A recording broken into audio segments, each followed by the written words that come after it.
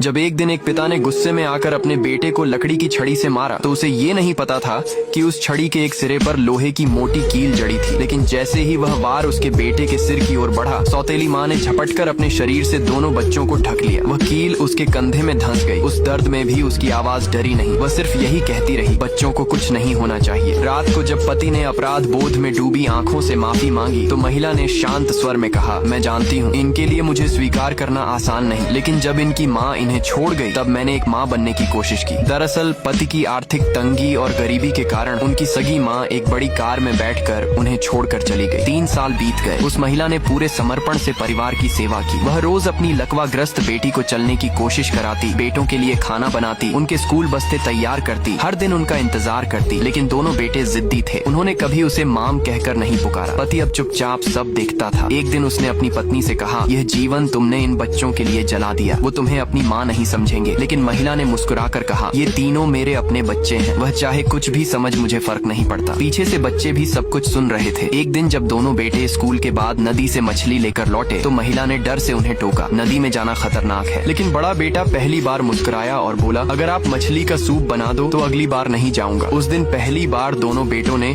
उसे अपनी माँ माना। अब सब कुछ खुशी खुशी चल रहा था, पर खुशी के इन क्षणों को भाग्य ने जल्दी छीन लिया। उसी शाम पड़ोसी चाची दौड़ती हुई आई। बच्चों के पापा कंस्ट्रक्शन साइट से गिर पड़े और वहीं उनकी मौत हो गई। एक झटके में पूरी दुनिया बदल गई। 3 दिन बाद अंतिम संस्कार हुआ। महिला ने खुद को संभाला और अपने भाई के साथ घर लौटी। लेकिन भाई ने उससे कहा, शादी का रिश्ता खोज लिया है, चलो जिंदगी शुरू करो। तभी महिला का बड़ा बेटा दरवाजे पर आया और गुस्से से बोला, हमें तुम्हारी जरूरत नहीं, अब हम खुद देख लेंगे सब कुछ। महिला की आंखें छलक आईं। उसने बड़े बेटे को एक थप्पड़ मारते हुए कहा, तुम मानो या न मानो, मैं ही तुम्हारी माँ हूँ। बच्चे अंदर तक हिल गए। उन्होंने घुटनों के बल झुककर उसे धन्यवाद कहा। अब वह महिला एक माँ के रूप में निर्माण साइट पर काम करती और साथ में स्कूल जाने वाले बच्चों को पढ़ाती भी। लेकिन एक दिन जब दोनों बेटे स्कूल से नहीं लौटे तो जैसे उसकी रूह निकल गई। पता चला कि उन्हें उनके ही भाई ने मानव तस्करों को बेच दिया था। वह पागलों की तरह हर जगह बच्चों की तलाश में भटकती रही, लेकिन अपनी सीपी पीड़ित बेटी को अकेला छोड़ना भी मुमकिन नहीं था। इसलिए उसने एक छोटा सा स्टॉल लगाया और वहीं से बच्चों को ढूंढने की कोशिश करती रही। 13 साल बीत गए। आज वह महिला एक सफल उद्यमी थी। ईमानदारी से कमाए गए पैसे से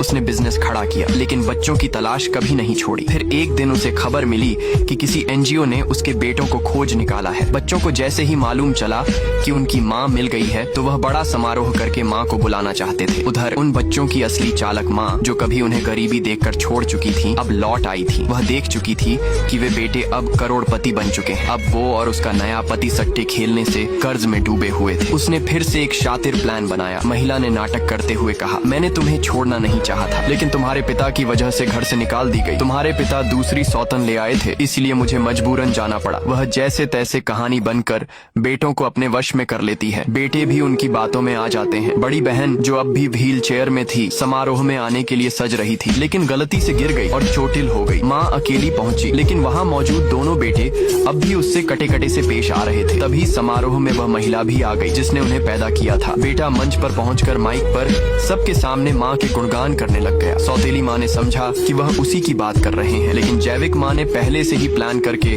बेटों को अपनी सौतेली माँ के खिलाफ भड़का दिया था। अब बेटे ने माँ को मंच पर बुलाने की पेशकश की। सौतेली माँ के पैरों तले जमीन खिसक गई जब उसकी जगह वह दूसरी महिला मंच पर गई। अब दोनों मांगों के बीच में कड़ी बहस छिड़ गई थी। बेटे भी अपनी जैविक माँ का पक्ष लेने लग गए। वह अपने यशोदा मैया के सब संघर्ष को भूल गए। लकवाग्रस्त उनकी बेटी, जो अब अस्पताल में थी, उसे अपनी जैविक माँ की असली सच्चाई सब कुछ पता थी। कैसे उसने उनकी हालत देखकर छोड़कर चली गई थी। पिता की मौत होने पर भी वह औरत एक बार भी घर पर नहीं आई थी। बहुत देर की बहस के बाद में व्हील चेयर पर बैठी उसकी लकवाग्रस्त बेटी वहाँ समारोह में आती है।